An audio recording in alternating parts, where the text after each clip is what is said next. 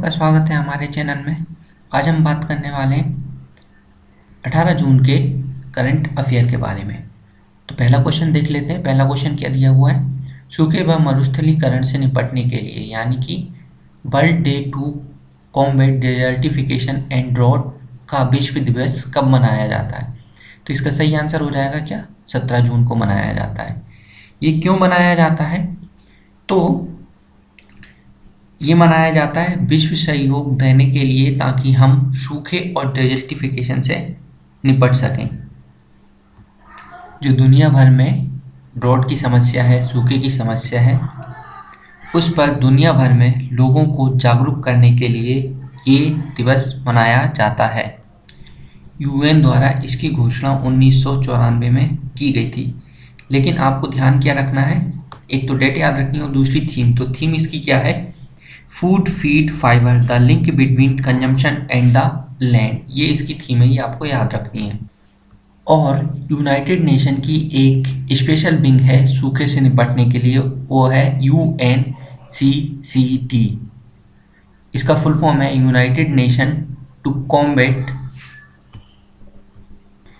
Sorry मैं UNC का कुछ गलत बोल गया, तो UNCCD है, तो इसकी फुल फॉर्म है United Nation convention to combat desertification. चलिए नेक्स्ट क्वेश्चन की तरफ चलते हैं। इसके अलावा आप एक बात और ध्यान रखिए इस क्वेश्चन से रिलेटेड, इसका पिछले साल यानी कि 2019 में सम्मेलन हमारे यहाँ हुआ था। चलिए नेक्स्ट क्वेश्चन की तरफ चलते हैं। नेक्स्ट क्वेश्चन आपके सामने दिया हुआ है, भारतीय दिवाला व शोधन क्षमता बोर्ड यानी कि IBBI ने किसकी अध्यक्षता में insolvency and करप्सी board of India की सलाहकार समिति को गठन किया है। तो इसका सही आंसर हो जाएगा उदय कोटक। उदय कोटक जो हैं कोटक महिंद्रा बैंक के MD व CEO हैं। इसके अलावा ये और भारतीय उद्योग परिसंघ के ये अध्यक्ष भी हैं। यदि हम सलाहकार समिति की बात करते हैं तो इसमें 14 सदस्य हैं, जिसमें से उदय कोटक उसके अध्यक्ष हैं और मैथिली उन्नी कृष्णन उसके सलाहकार हैं। अब हम बात करते हैं IBBI की। तो इसकी लॉन्च किया गया था 1 अक्टूबर 2016 में और इसके अध्यक्ष हैं MS साहू। चलिए नेक्स्ट क्वेश्चन की तरफ चलते हैं। ये लिखा हुआ है, शारजाह शतरंज चैंपियनशिप ऑनलाइन अंतर्राष्ट्रीय चैंपियनशिप के विजेता रहे। तो इसके विजेता कौन रहे, तो इसके विजेता रहे शख्सिर मामेदिरोव। इन्होंने इसमें पैंताला हरिकृष्ण को हराया 10 राउंड में, जिसमें से इनको मिले 7.5 अंक और पैंताला हरिकृष्ण को मिले 6.5 अंक। और ये शख्सिर मामेदिरोव अजरबैजान के खिलाड़ी हैं। इसके अलावा ये जो सेकंड नंबर पे मैंने नाम लिखा है डी गुकेश, ये सबसे कम उम्र के ग्रैंड मास्टर हैं और दुनिया में ये दूसरे नंबर के खिलाड़ी हैं। दूसरे स्थान पर सबसे कम उम्र के ग्रैंड मास्टर की सूची में हैं ये ध्यान रखिए आप, ठीक है। चलिए नेक्स्ट क्वेश्चन की तरफ चलते हैं। खादी व ग्रामोद्योग आयोग KVIC में किस राज्य में नीरा व तालगुड़ के उत्पादन के लिए एक परियोजना की शुरुआत की है। तो इसकी शुरुआत कहाँ की गई है, महाराष्ट्र में, और महाराष्ट्र में पर्टिकुलर कहाँ, पालघर में इसकी शुरुआत की गई है, ठीक है। अब इस योजना की शुरुआत इसलिए की गई है क्योंकि जो ताड़ होता है ना, नीरा होता है, उसको हम एज आ सॉफ्ट ड्रिंक का विकल्प चुन सकते हैं, जिससे कि क्या होगा, जो जनजातियाँ होगी ना उनमें स्वरोजगार का सृजन होगा। और जो नीरा होता है ना वो ताड़ के वृक्ष से प्राप्त होता है।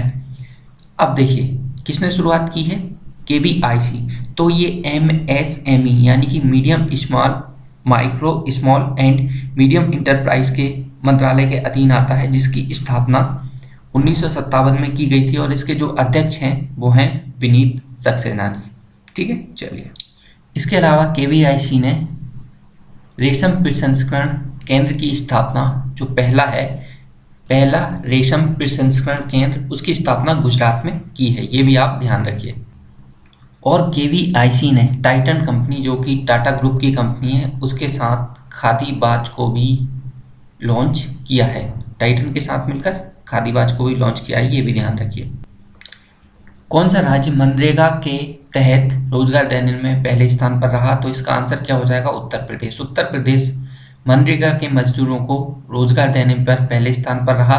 इससे पहले छत्तीसगढ़ था, क्योंकि अभी लॉकडाउन की वजह से सभी मजदूर अपने प्रदेश में लौटे हैं, उस वजह से जो उत्तर प्रदेश है वो 1 नंबर पर आ गया है।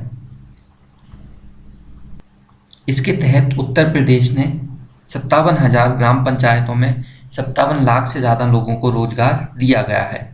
मनरेगा की स्थापना 2005 के एक एक्ट के तहत 2006 में की गई थी, जिसमें मिनिमम 100 दिन का रोजगार की गारंटी होती है। इसके अलावा अभी लॉकडाउन में केंद्र सरकार ने भी इसमें 20 रुपये की बढ़ोतरी की है। पहले शायद 180 रुपये मिलते थे, अब 200 रुपये मिला करेंगे, ऐसा कुछ है, ये आप ध्यान रखिए। किसने इस वर्ष के पर्यावरण के क्षेत्र में Prince Albert Monaco foundation award 2020 जीता? तो इसका सही आंसर है डेक्कन डेवलपमेंट सोसाइटी ने ये अवार्ड जीता है। अब ये इन्हें दिया क्यों गया है, इसके बारे में भी सुनिए। इन्होंने निम्नीकृत भूमि में पुनर्वास किया है। इसके साथ ही इन्होंने जैव विविधता को बढ़ाने के लिए इनकी महिला टीम द्वारा काम किया गया है, यानी कि बायोडाइवर्सिटी को बढ़ाने के लिए काम किया गया है, इसलिए इन्हें पुरस्कार दिया गया और डेक्कन डेवलपमेंट सोसाइटी हैदराबाद में स्थित है, यह आप ध्यान रखिए। शार्क एंड एसोसिएट को कितने वर्षों के लिए पीएम केयर्स फंड का ऑडिटर बनाया गया है? तो ये बनाया गया है इनको 3 वर्षों के लिए।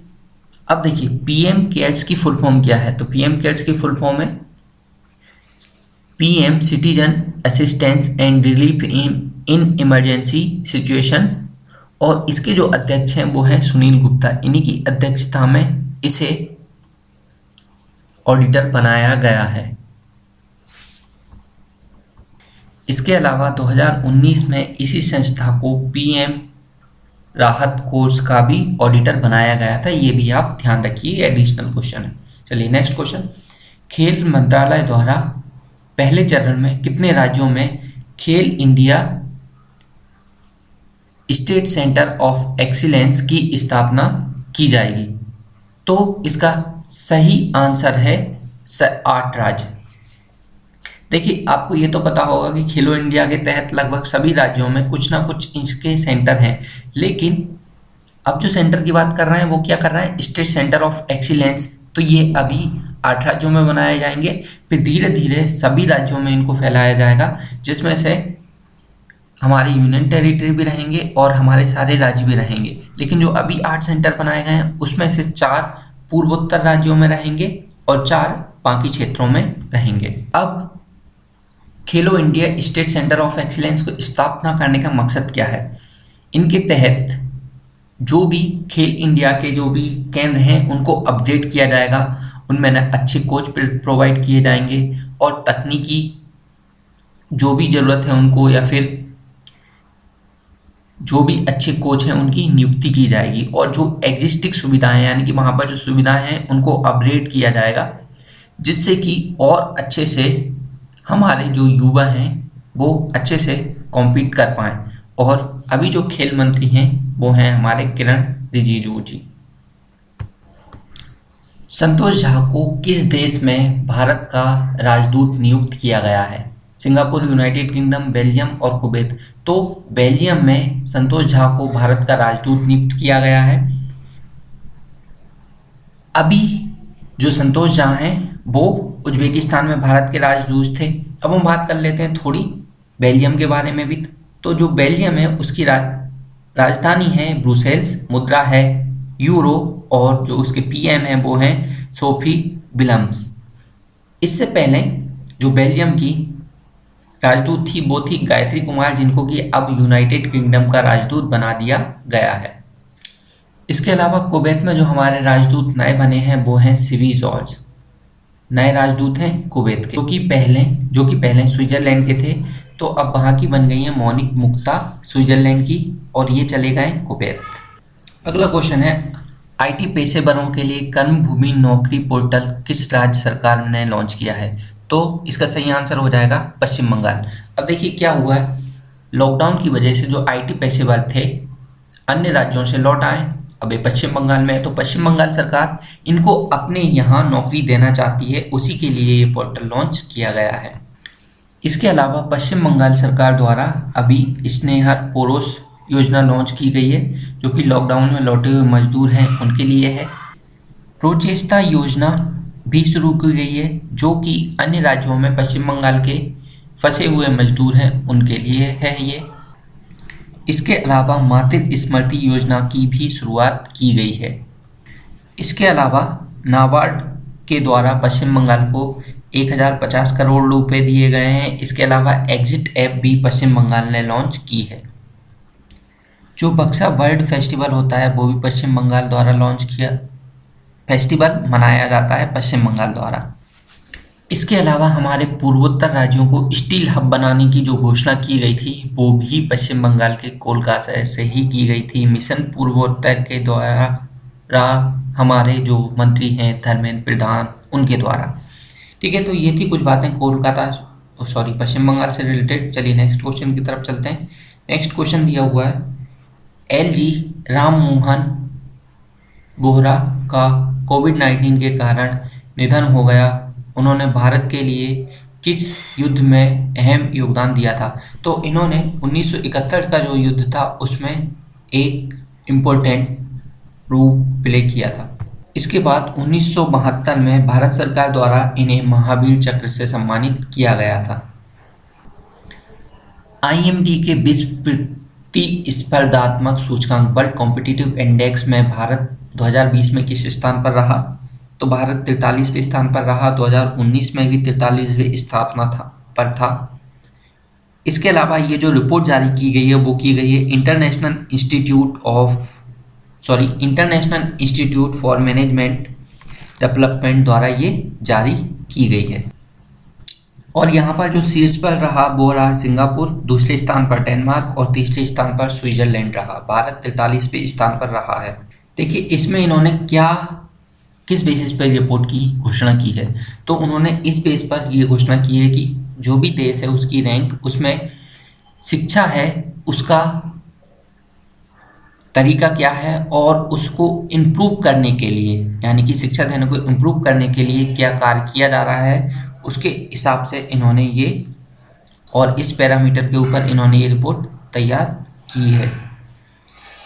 नेक्स्ट क्वेश्चन की तरफ चलते हैं। नेक्स्ट क्वेश्चन आपके सामने दिया हुआ है, मुहम्मद अली अबिल गाजिब ने किस देश के प्रधानमंत्री पद से इस्तीफा दिया? तो ये जो प्रधानमंत्री थे वो थे किर्गिस्तान में। अब इन पर भ्रष्टाचार का आरोप लगा जिस वजह से इन्होंने अपना इस्तीफा दे दिया। जो किर्गिस्तान है उसकी राजधानी है बिश्केक, मुद्रा है किर्गिस्तानी सोम और ये एक मध्य एशिया का देश है। हम कहते हैं ना मिडिल ईस्ट कंट्री, बस उसी में से किर्गिस्तान है। उसके ये प्रधानमंत्री थे मुहम्मद अली अबिल गाजिब, उन्होंने अपने पद से इस्तीफा दे दिया है। अगला क्वेश्चन आपके सामने है, 2020 में प्रकाशित रिपोर्ट के अनुसार भारत FDI प्राप्तकर्ता देशों में किस स्थान पर रहा? तो भारत 9वें स्थान पर रहा और इसको जो रिपोर्ट पब्लिश की गई है इसका ये 30वां संस्करण था और ये UNCTAD अंकटेड के द्वारा जारी की गई है। जो अंकटाड है उसकी फुल फॉर्म है United Nation convention on trade and development. इसके द्वारा विश्व निवेश रिपोर्ट का ये 30वां संस्करण जारी किया गया है। जैसे कि मैंने आपको पहले भी बताया था 1991 में ये पहली बार जारी किया गया था। सबसे ज़्यादा FDI प्राप्त करने वाला देश अमेरिका है जो कि 246 बिलियन के साथ शीर्ष पर रहा। चीन दूसरे स्थान पर और सिंगापुर तीसरे स्थान पर रहा। इसके अलावा भारत को जो FDI प्राप्त हुई है वो हुई है $51 बिलियन डॉलर। इसके साथ ही वो 9वें स्थान पर रहा। और एक बात और ध्यान रखिए, भारत में जो सबसे ज़्यादा FDI आती है फॉरेन डायरेक्ट इन्वेस्टमेंट वो सिंगापुर से आता है।